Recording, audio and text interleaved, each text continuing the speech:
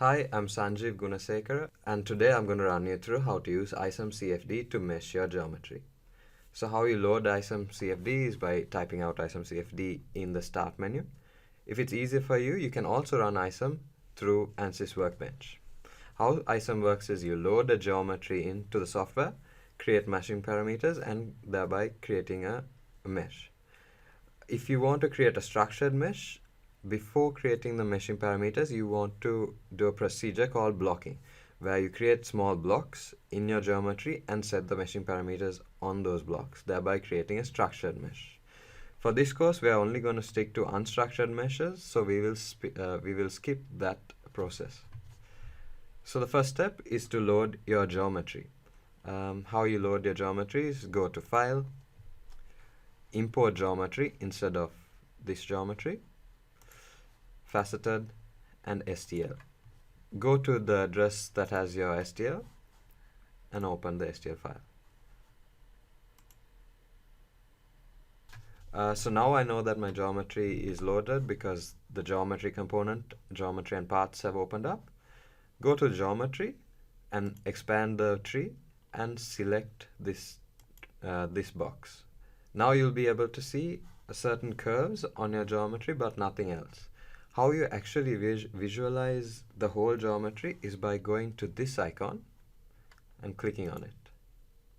All three mouse buttons can be used to maneuver around the geometry. So right, you've loaded your geometry. The next step is to separate your geometry into different components. In this geometry, this arm will be an inlet, this arm will be an inlet as well, and this vessel will serve as outlet, and we need to break it up into these components. How we do so is by going to the Geometry tab, then clicking on the Create Modify Surface icon. From here, we will select Trim Surfaces by clicking this icon. Change your method to by angle. Leave the angle at 30 degrees and select your surface. Left click to select your surface. Once it's highlighted, middle click to confirm, and then press apply. And now you'll see at the bottom of the output screen that you've broken your model into a couple of components. We will now need to name these components. How you do so is by going to the tree again on the top left of your screen, right click and press Create Part. Rename your part. I will be calling one of my inlets A in, artery in. I will select this surface as A in. And how I do so is by clicking this icon and selecting that surface and pressing apply. Right click to get out of this environment. Similarly, I will name the other two ends of the vessels as well.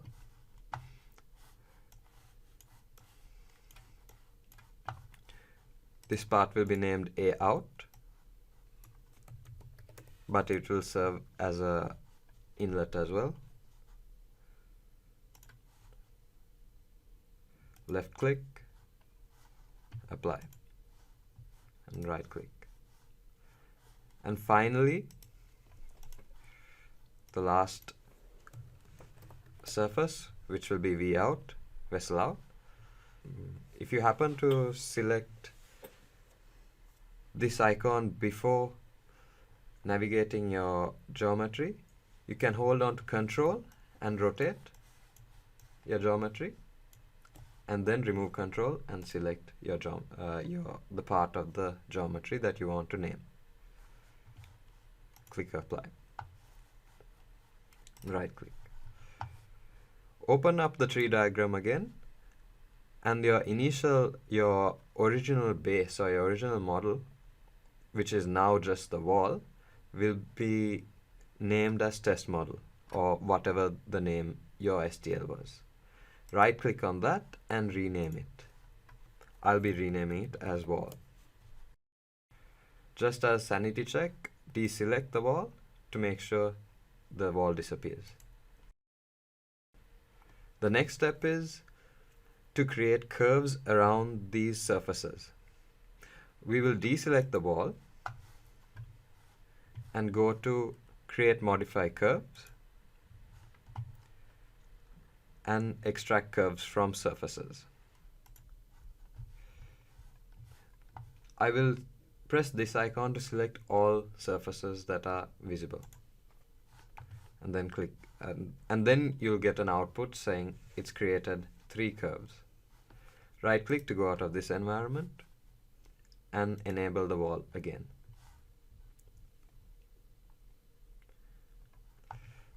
So now we have created the 3 components of your geometry, the wall, but we're going to run our CFD within the vessel.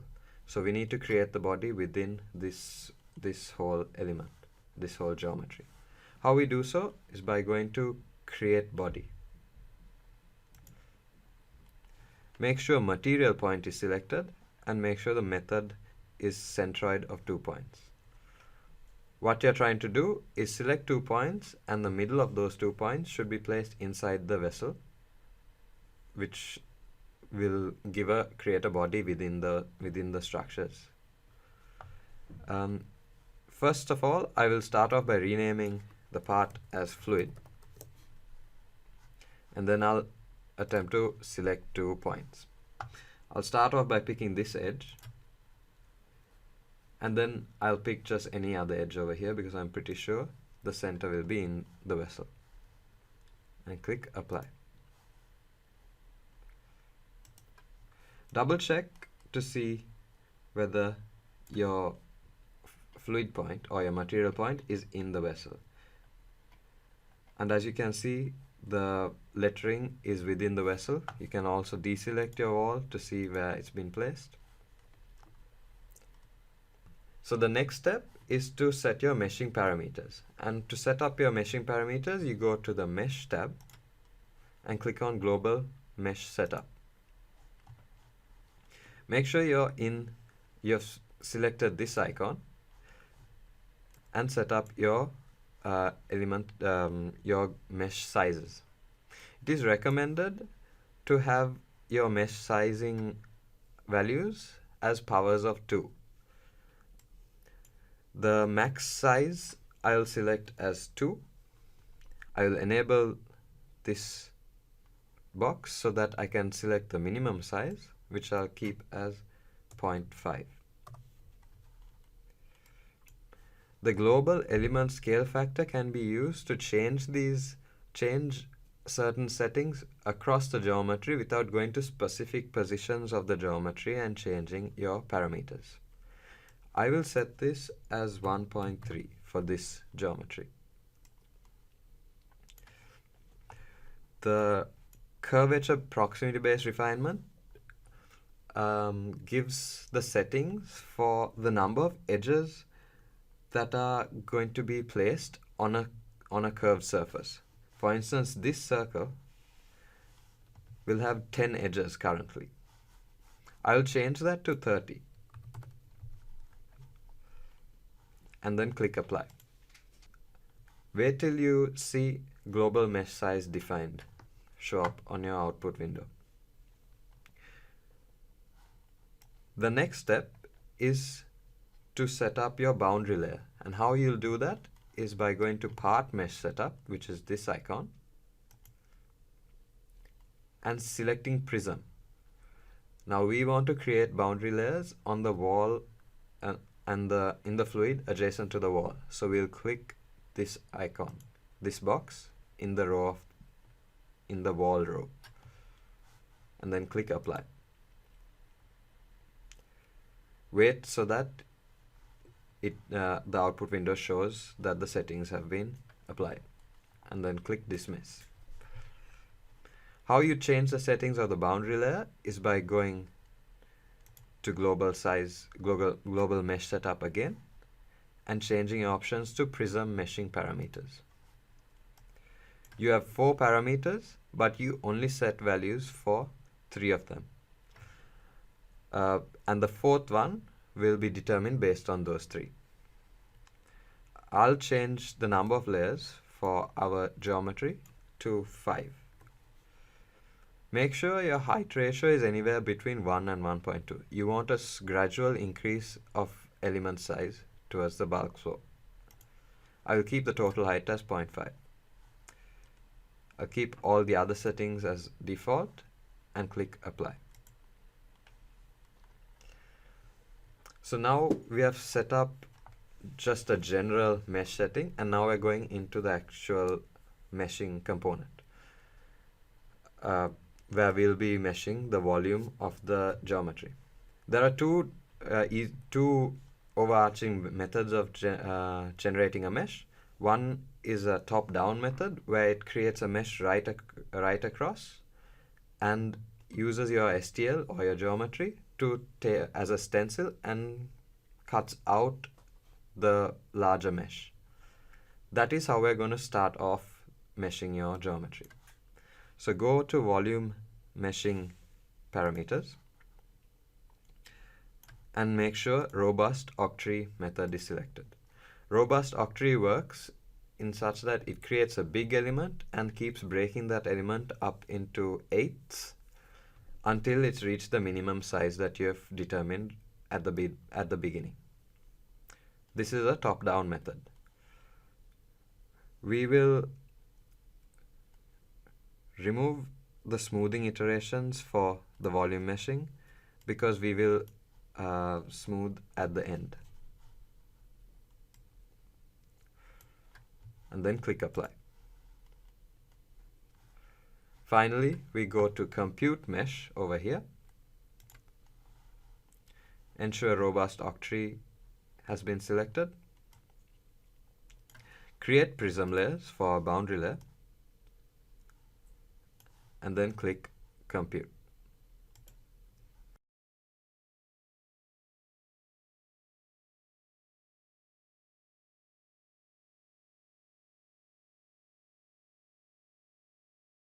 So to visualize your mesh on the surface, click this icon and navigate across it. If you want to visualize the internal aspects of the mesh, open up the tree diagram, the mesh component of the tree diagram, and right click on mesh, go to cut plane, manage cut plane. Then select middle of X plane. To make the process easier, I'm going to select surfaces and to locate where the cut plane is, I'll zoom out and I can see that it's over here, but I want it over here where the connections of the 3 vessels are. I will just use this bar to move to that location. Disable the surface and enable volumes in mesh.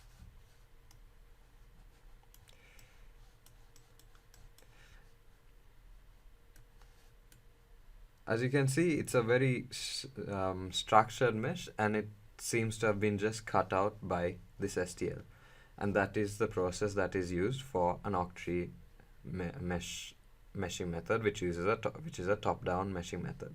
So going out of this environment by dismissing the cut plane, and we'll have to apply some smoothing and checking to it.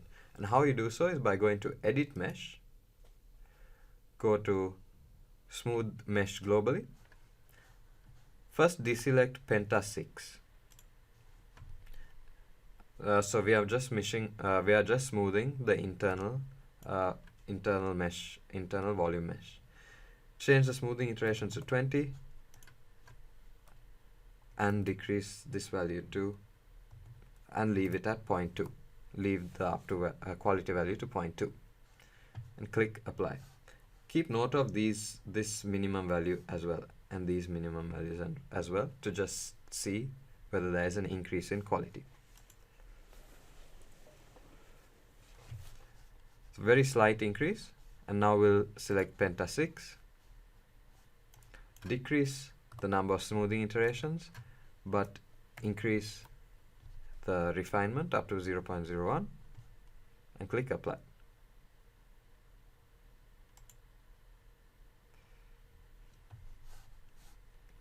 As you can see, there's only marginal increase in quality.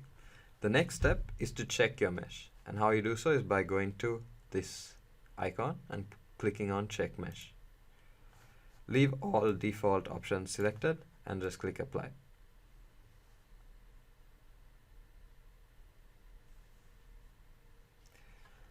Once that is done, we will try and create a Delaunay mesh, which is a bottom-up mesh, to make sure the meshing elements are smoother across the change in size. And how we do so is by going to Mesh, Global Part Mesh Setup, changing the option to Quick Delaunay, leaving all other settings as default and clicking apply. The next step is to go to Compute Mesh. Make sure Quick Delaunay is selected here as well. We will deselect Create Prism Layers because we want to use the prism layers that we have selected previously. And make sure our input is by using the existing mesh. Therefore, it's using the existing mesh and smoothing the volume mesh within it. And then click Compute.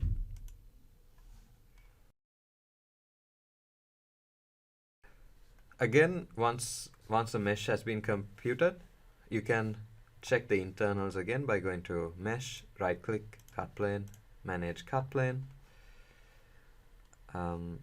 Change your method to middle of X-plane because of this X-plane over here. Find the connection area, which is the key area for this geometry, and enable volumes. There's a much smoother transition from the smaller elements to the larger elements over here, and that is what a Delaunay mesh provides. We will dismiss the cut plane, and we will smoothen the Delaunay mesh further by employing the same methods that we did for the previous, for the octree mesh. We'll go to Edit Mesh tab and go to Global Mesh Smoothing.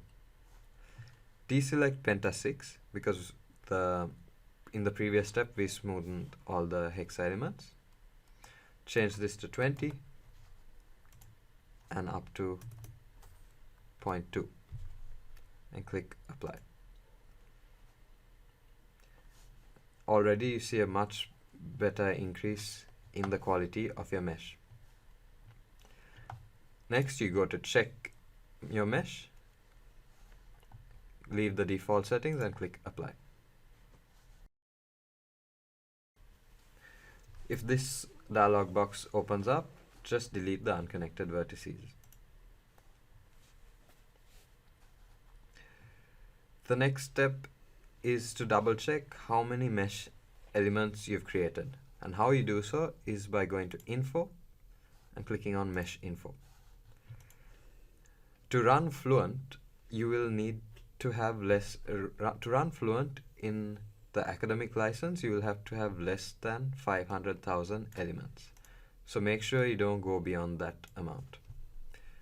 So now we have created our mesh, and we need to export it so that Fluent is able to read it. Before doing that, we'll first save our project. Save project as.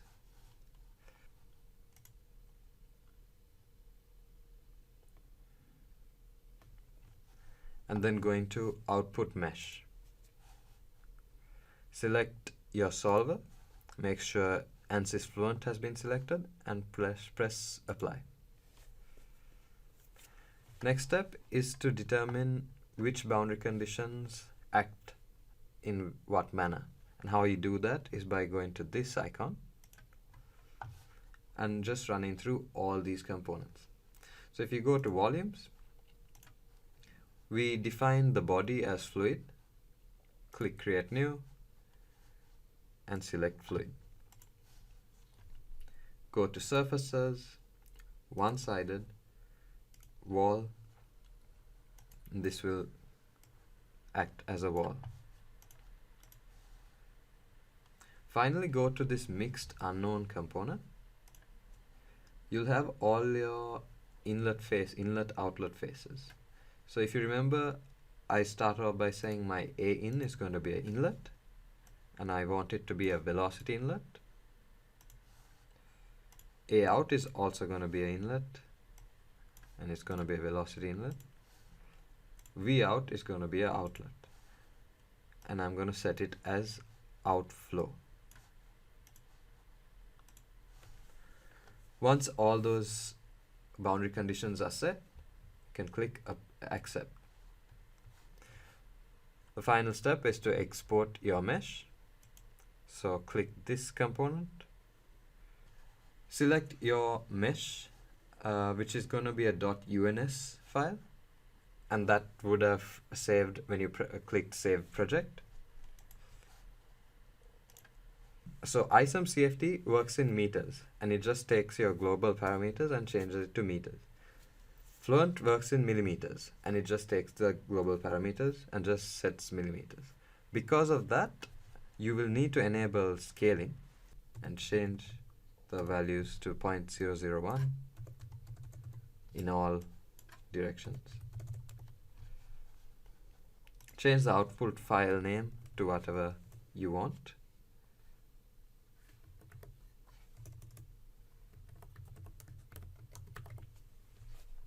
And click done.